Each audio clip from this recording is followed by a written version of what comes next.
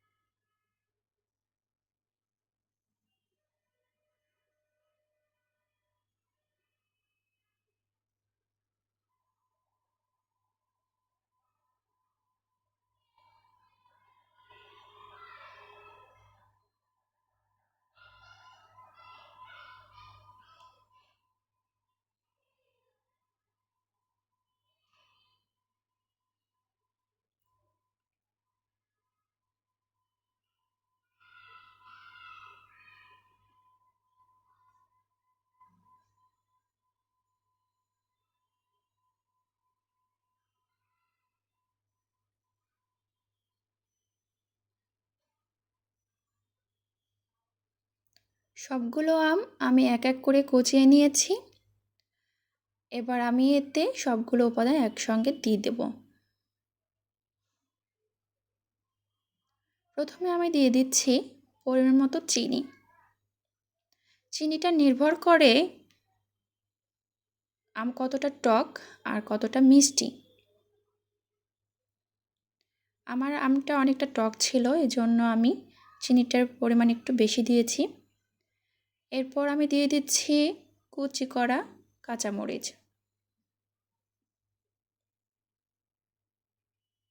ঝালের পরিমাণটা একটু বেশি দিয়েছি, টক ঝাল মিষ্টি মানে অনেকটা এরকম ব্যাপার, এই জন্য আমি ঝালের পরিমাণটা একটু বেশি দিয়েছি।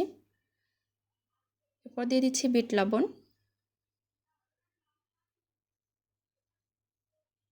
সর্ষে বাটা, এবার আমি এগুলো মিক্সড করে নেব।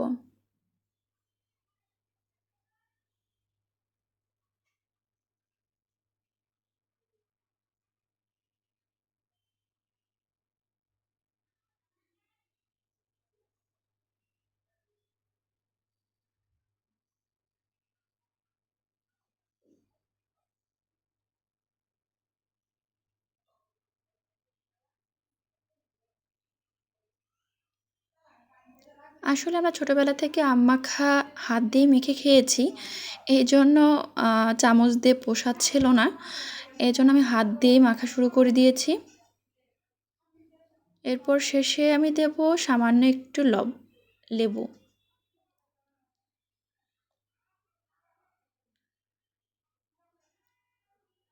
লেবু অথবা লেবুর পাতা আপনারা এখানে দিতে পারেন,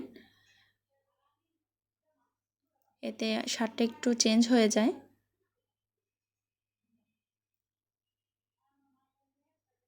হয়ে গেল আমার জিভে জল আসা সুন্দর একটি আম মাখানো। আপনারা এটা বাড়িতে ট্রাই করে দেখবেন। আশা করি সবার অনেক ভালো লাগবে। নমস্কার।